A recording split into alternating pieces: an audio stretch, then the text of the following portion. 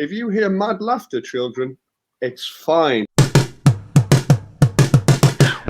in the box? What's in the box? What's in the box? What's in the box? What's in the box? It's What's in the Box time again. Hello, you lovely, lovely audience. We've got a fantastic show for you today. We've got fantastic guests, and I'm going to bring them on right now. Oh, we're all about speed here at What's in the Box. Our first guest is comedian queen herself. She's been on BBC Scotland. That's the actual telly rather than this internet nonsense. It's Kimi Loughton. How are you, Kimi? I'm good. I showered. Excellent. Yeah. It's always good. I mean, we can't tell here at What's in the Box. You could have just had a quick rinse and a quick deodorant spray, but it's good to know that we've got clarification that Kimi Loughton has showered for this occasion. Where all the guests put in all the energy for this show. What have you been up to, Kimi? Oh, nothing. Just playing Nintendo Switch and wanking through the day while my boyfriend works and buys me pretty things online for cooking him dinner. It's great. Does your boyfriend work from home? He does, yeah. So you're just there wanking in the same room as he's working? No, like his, could do, but his office is in the bedroom, and then I get sequestered into the living room, and I just live my best life on the couch for 8 hours. What else am I going to do? Next up, you may have seen him on ITV Show Me the Funny about 500 years ago, but he's a very regular club comedian. I've seen him a few times. He always makes me laugh. It's Dan Mitchell. Hello. All right. Hello. How are you, Dan? I'm all right because I have a vague idea of what the day is, and that is all I need really at the moment. Could you tell me? It's always constantly today. It's Wednesday. I think it's one of the middle ones. Definitely one of the middle ones. Excellent. And we've got it's Paul Silky White. He's one of my favorite comedians. Hello, Paul. Oh, that's very kind of you to say. Thank you. Hello there, Friz. How are you doing? I'm very well, thanks. I'm just spouting out these What's in the Boxes like they're nothing. It keeps me busy in the day. Is everyone ready to play What's in the Box? Yes. Yeah. So we're going to start with round one. What's in the box? What's in the box? Round one is called What's in the Box. As usual, I have got something in my green and pink box, and it's up to our guests to decide what is in that box. They will most likely be wrong, but it's then to them to convince me why their guess was the closest. So we're going to start with Kimi. Kimi, what do you think is in the box? A block of butter. Block of butter from Kimi. Nice guess. Silky, you're next. Paul, what do you think is in the box? I think you've gone big. I think you've got an abstract concept in the box. I think you've got the sum of human happiness in the box. Oh no, for the first time in 11 episodes, one guest has guessed a abstract noun. And that's a shame because that is an automatic docking of 5 points if you guess an abstract noun. That's how it was in the Edinburgh show. I'll tell you the reason why. When I was an English student at age 9, we did a whole lesson on abstract nouns, and the teacher basically described an abstract noun as something you couldn't put in a bucket, right? So obviously, right, the students were being all clever and saying, oh, what about the moon? No, you can't put the moon in a bucket. Is that an abstract noun? And the teacher said, yes, if the bucket is big enough. So I then suggested, what about the bucket itself? Because obviously you can't put that in its own bucket. And the teacher called me flippant, a flippant 9-year-old. But still, that's the story of why I don't like abstract nouns. But as you didn't know that was the rule, as that's the first time, I won't deduct the points right now. But the concept of human happiness, was that it, Silky? The sum of human happiness. The sum of human happiness. Well, I've got this sword of Damocles hanging over my head there. At any point, I could just be docked an extra 5 points. I'm going to say it's a tiny guillotine. Oh, you're changing it to a tiny guillotine. Okay, there we go. A tiny guillotine from Silky. And Dan Mitchell, what's in the box? I believe it is one of those large boxes of Cook's matches, because I've heard that you're a bit of an arsonist. I thought I deleted that off of my Wikipedia page. I thought no one would ever know again. So the guesses again was, Kitty, what was your guess? A block of butter. block of butter. Silky was a mini guillotine, which I quite like. And Dan Mitchell was a box of matches. The correct answer, drum roll, please. It is a box of eggs. Oh, I was so close.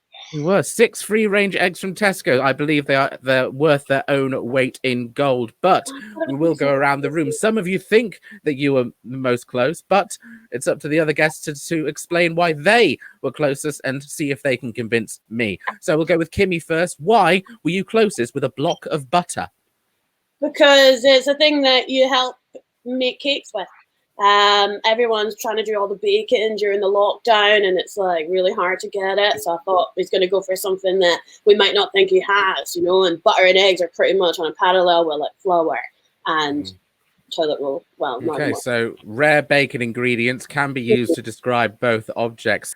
Silky, a mini guillotine. Well, guillotine is a French word meaning to lay an egg. An egg, an English word meaning egg. And as you've got a box of eggs, I think also there's some sort of metaphor for the separation of a baby from its mother in laying an egg. So if you have a chicken omelette, then you've got that. A chicken omelette inspired Paul Simon's mother and child reunion song, and you can get the same effect if you're vegetarian or vegan by having hummus and falafel on the same flatbread. And that is why a tiny guillotine or tiny teen was a pretty good guess for a box of eggs. Also, with a tiny guillotine, you could get 6 beheaded human heads and put them in an egg box. Recycle. That you could, and I will say quite convincing, because as much as I want to Google that tiny teen is French for egg, I don't want to Google the phrase tiny teen. My history. Dan Mitchell, remind us of your guess again. I said a box of Cook's matches. I specified Cook's matches, which I used. Cook's matches are used for cooking with gas. You light the gas, and then you would cook your egg in a variety of different ways. It could be boiled, it could be scrambled, it could be fried, it could be a frittata. Who knows? But you would need that match to light it. All right? That's why I specified Cook's matches. Yes. Oh, as much as I want to give you a point for saying frittata in your amazing accent, that is the best word to say. It's a no-brainer. It's a no-brainer. The 3 points are going to Kimi because yes, they are a bacon ingredient. They are hard to come by these days. Kimi gets the 3 points in that round. Well done, Kimi Loughton. It is time for round 2. What's in the box? What's in the box? Round 2 is called Sentimental Value. Our special guests today are going to be reunited with an object from their childhood. That object will be provided to them via another guest from their box.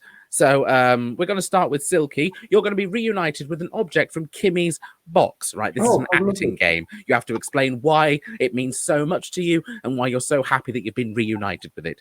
Kimi, can you please pull out an object from your box for Silky? Yes.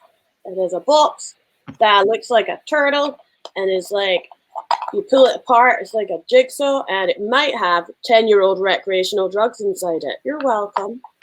Oh, we've got a turtle smuggling some drugs. Silky, please explain why this meant so much and why you're so happy that you've been reunited with it. When I was a 10-year-old, I used a lot of recreational drugs. So to see not just 10-year-old recreational drugs, but the actual stash box that my mum cleared out when I was 11, just before, in fact, the day of my 11th birthday, I came back to my room. There were police, there were sniffer dogs, and my mum looking really pissed off. And I've missed that stash box, and I've not kept track of all the stuff that my mum sold on eBay, especially since eBay wasn't established for a good kind of 10, 12 years before she started selling. But that box reminds me it's turtles all the way down, and if you start thinking too deeply about stuff, you really should either be stoned or stop getting stoned. So Kimi, thank you for tracking that down. You brought back many happy memories. Don't cry. No, don't, but very good act. I believed all of that. I love the little Terry Pratchett reference. That was fantastic. Next up, Dan. Oh no, Silky, is everything okay? Yeah, it's fine. Hang on a second. I'm just gonna roll myself something here just because I can. Oh, thanks, Kimmy. He's There's a lot of boxes in this episode. I approve. Next up, it's Dan Mitchell. He's going to be reunited with an item from Silky's box. Silky, what item are you reuniting Dan with? Oh, Dan, this is going to blow your mind that I've got this. But sorry, I'm just.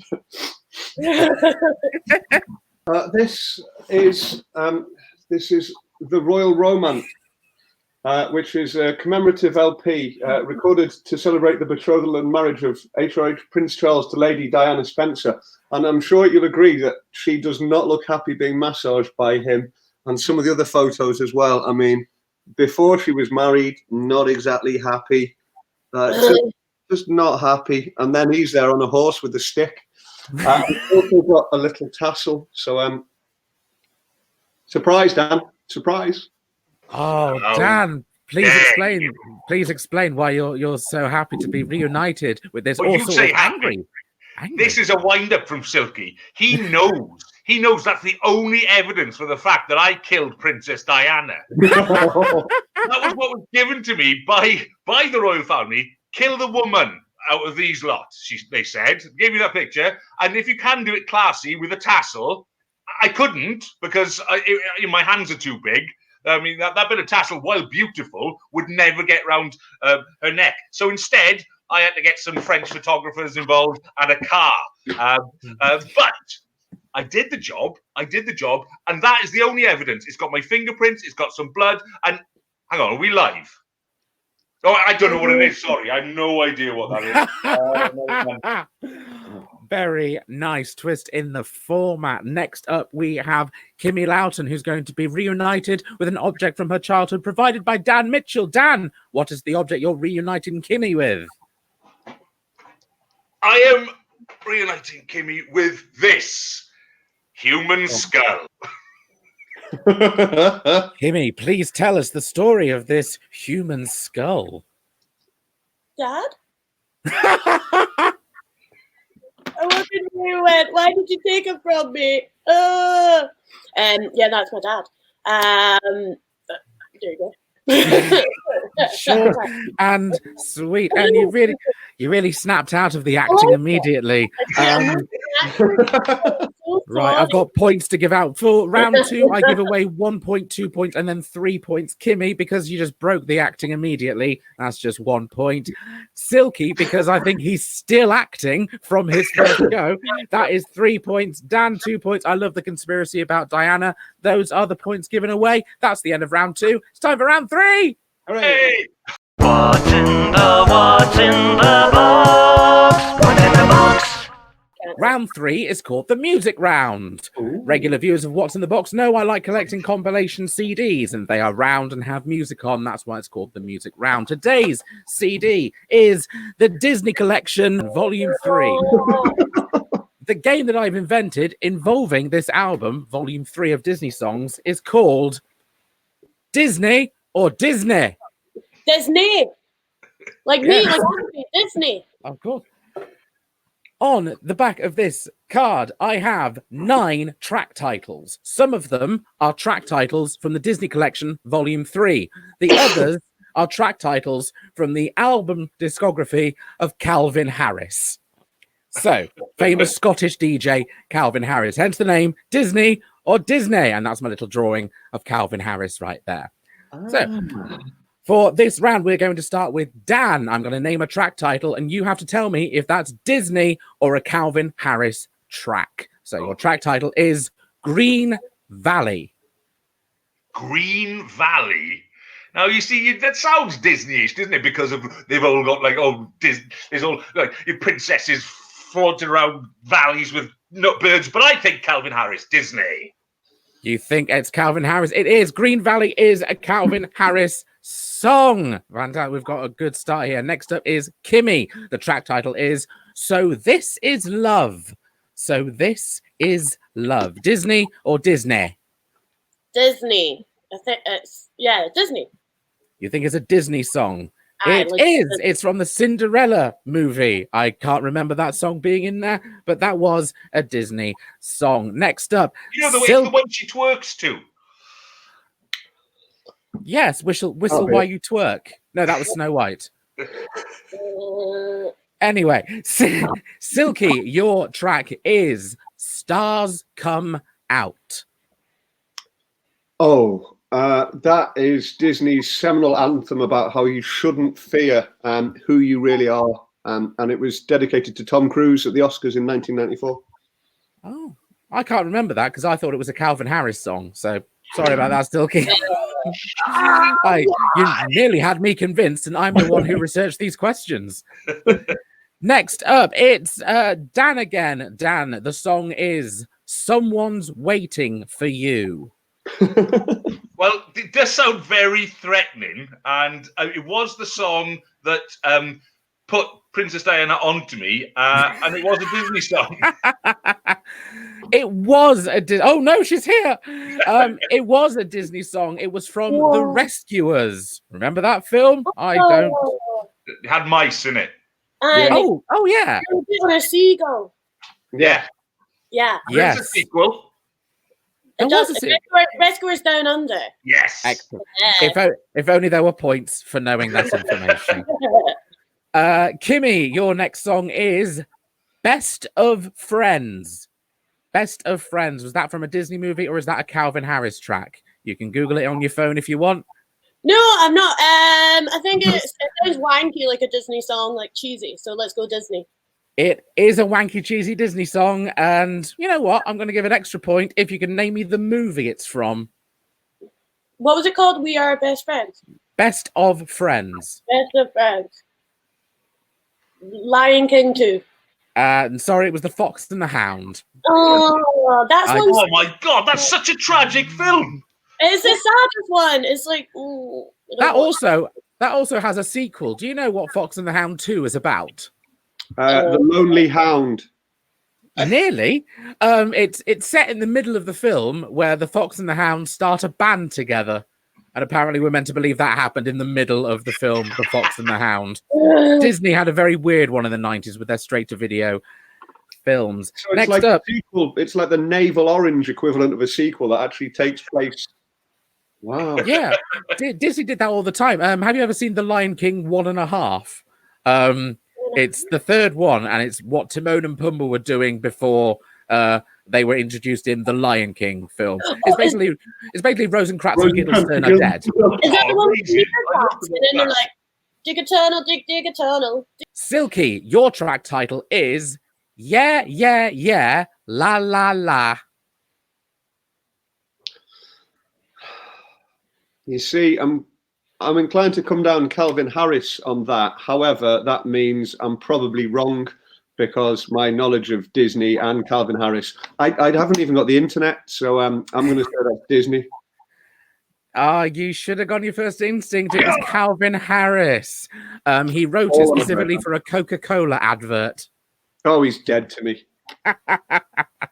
Next up, this is the final round of songs. Dan Mitchell, your track title is One Song. One song.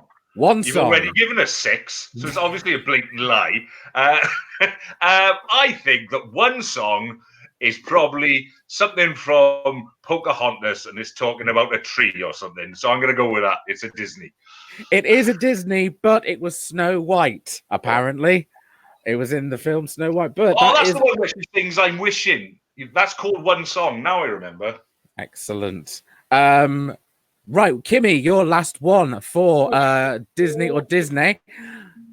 Will be coming back.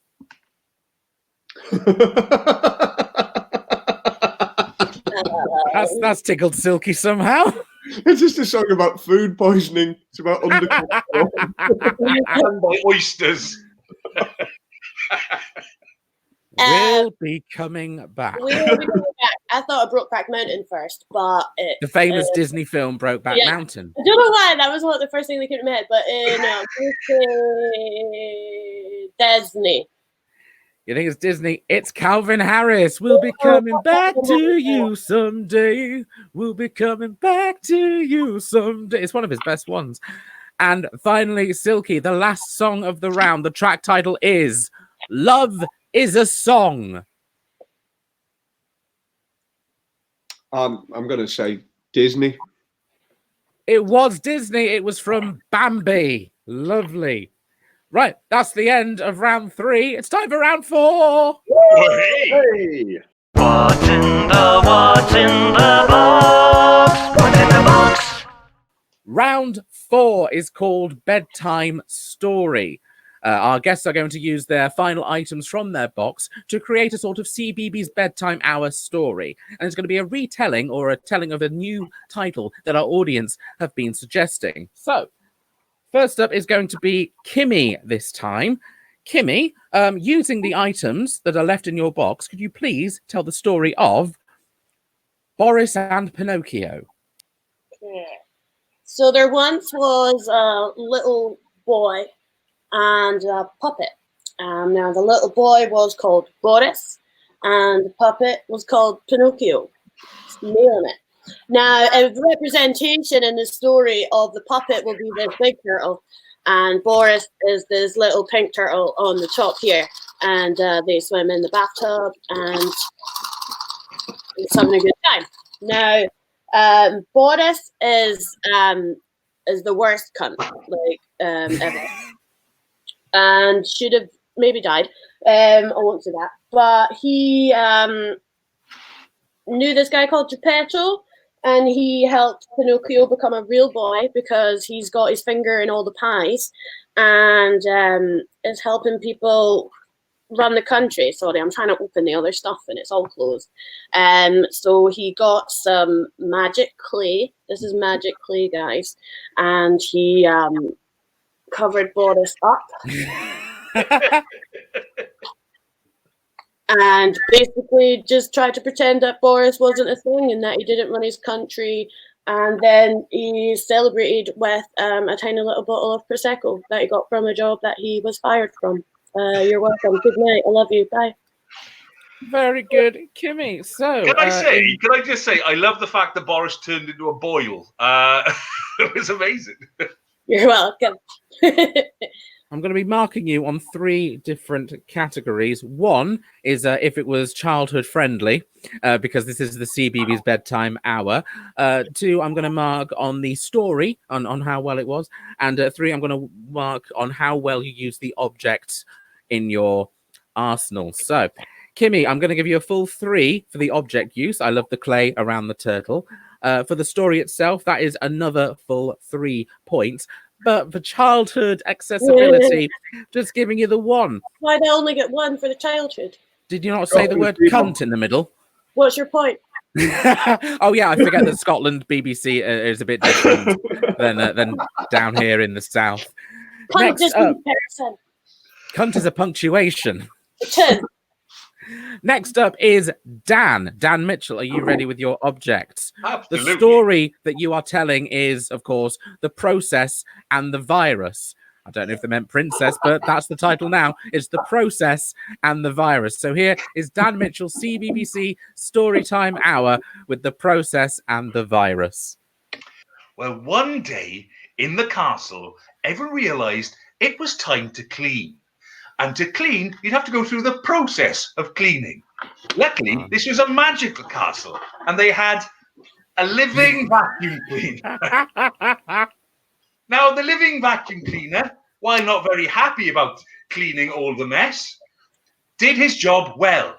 And he sucked, and he sucked, and he sucked, and he sucked, until all the dirt had gone. He sucked so hard at all of the objects that some of them he couldn't suck. He sucked at the fossilized dinosaur teeth. But too many teeth when you suck is not good.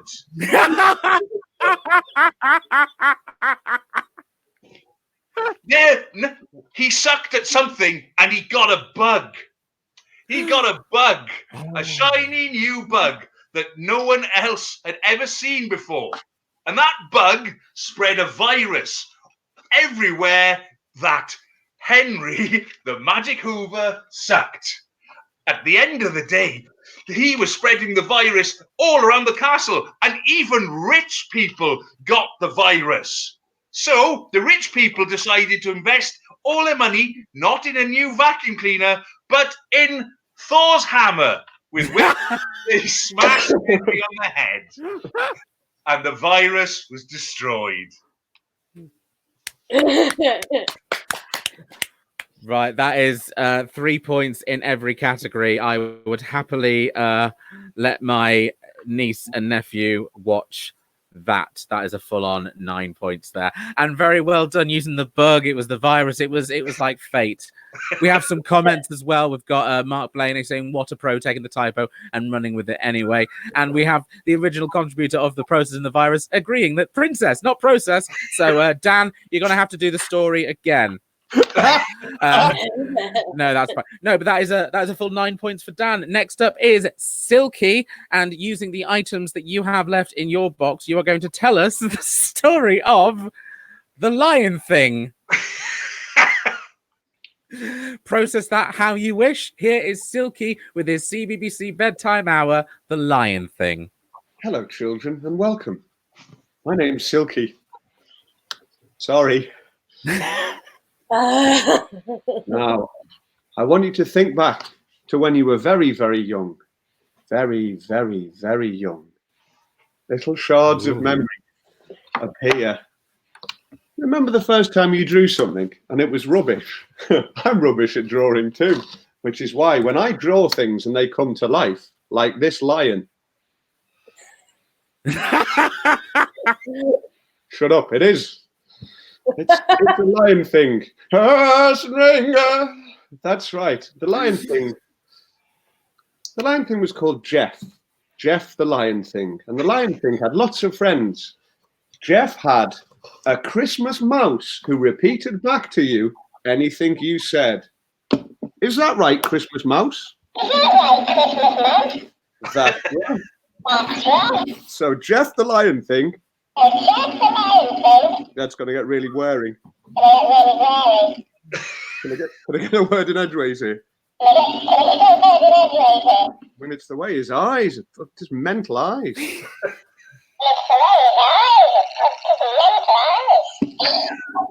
Jeff was getting really annoyed by now, and Christmas Mouse didn't give a flying fig. I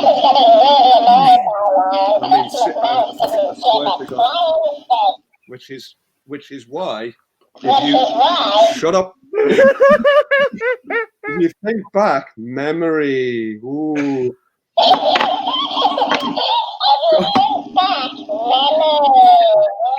Right.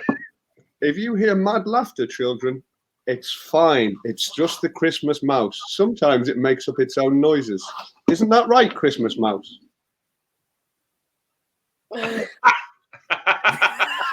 Christmas mouse knew that he'd reached the end of Jeff's patience because Jeff, for Christmas, had got a broccoli peeler. That's right.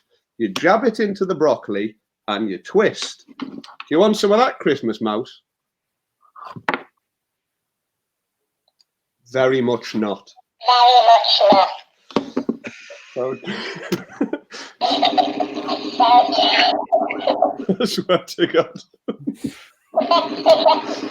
So Jeff the lion thing said,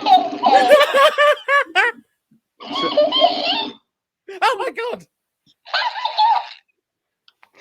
Jeff the lion thing realized that this was a fractal story that was just going to go on, and the more he made the people listening laugh, Jeff the lion thing realized that this was a fractal story that was just going to go on, and the more he made the people listening laugh.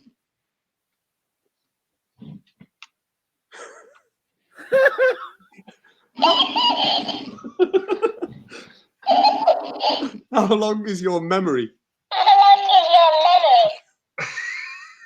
I wandered lonely as a cloud that floats on high o'er vale and hill, till all at once I came upon a host. I wandered lonely as a cloud that floats on high o'er vale and hill, till all at once I came upon a host. Of golden daffodils. Right, I'm gonna have to say unseen. Fuck off, you copy mouse. Right, Silky. I think we all just watched you have a breakdown then. Here's something interesting in the comments. We had Colin Granby said want one. We had Sarah G saying want one. And then we had Colin Granby saying maybe not. And also Sarah G said maybe not. So I think the longer that went on. This is my house. For the, for the object, I'm giving you 2. For the story 1, you are getting nothing for the childhood-friendly aspect of that because that sent me crazy, and I'm 32. Get it away from the face. That is the end of round 4. Sadly, it's time for round 5. What's in the box? What's in the box? Round 5 is called the Quick Fire Round. I'm going to ask our guests to name as many things as they can from their specialist subject to the tune of We Didn't Start the Fire. The person in first place always goes first in this round, which gives the other people a chance to catch up later. And at the first place at the moment, it's Dan Mitchell. So, Dan, what is your specialist subject? I'm going to go for DC supervillains. Okay, to the tune of We Didn't Start the Fire, here is Dan Mitchell singing as many DC supervillains as he can. Penguin, Mr. Freeze, Scarecrow, Mirror Master. I don't know what I can't think. Killer Moth. Yes, I stopped counting when you said, I don't know, I can't think. Unless they were DC villains. You can convince me otherwise. But that is your final score, locked and loaded. Next up in second place is Kimi Loughton. Kimi, what is your specialist subject? The drag queens of RuPaul's Drag Race. Excellent. I know none of these. You could make up a whole bunch of them as long as you don't stutter or say, I don't know, I can't remember in the middle of them. That was your downfall, Dan. Here is Kimi Loughton singing as many drag queens from RuPaul's Drag Race as she can to the tune of We Didn't Start the Fire. Latrice Royale, Bianca Del Rio, Dor Delano, Laganja Stranda, then the person that, no, it's harder than you think it is. It really is. It is. So, I mean, the specific rule was if you say, I don't know, then the game stops. But there we go. Silky could win this one. Silky, what is your specialist subject? My specialist subject is numbers in the English language. Beautiful. Here is Silky singing as many numbers from the English language as he can to the tune of We Didn't Start the Fire. 1, 2, 3, 4, 5, 6, 7, 8, 9, 10, 11, 12, 13, 14, 15, 16, 17, 18, 19, 20, 21, 22, 23, 24, 25, 1,674, 1,678. I missed a few out. 94. Sorry, I missed a few out. Are not legitimate numbers. In first place, would you believe it? It's Silky with 27 points altogether there. 27 points. That was Silky in first place. Silky, do you have anything you'd like to plug for the people watching at home? Yes. These are flammable. I've got a live show, which is on a little USB stick. If you get in touch, Paul Silky White, or that's me on Twitter, or silkythecomedian.com is my website. I post those to you. I have hand gel left, and I have envelopes with nice stamps on. This one, a tribute to my friend James Cook. There you go. Excellent. All links will be in the description below. In second place was Dan with 18 points. So well done, Dan. Do you have anything to plug, Dan Mitchell? Nothing really. Although I am looking for someone to polyfiller the one of my rooms. So if you do know any people who could do that, plastering, polyfilling, just get in touch with me. That's great. Excellent. Dan's Twitter details will be in the description below. And in third place, and there was so little between it, with 17 points. There was only 1 point between third and second. It's Kimi Loughton. Kimi, well done with your 17 points. Do you have anything you'd like to plug? Nothing at all. I do nothing. But if anybody wants to be my friend, hit me up. We'll play some Animal Crossing. I need some more turnips in my life.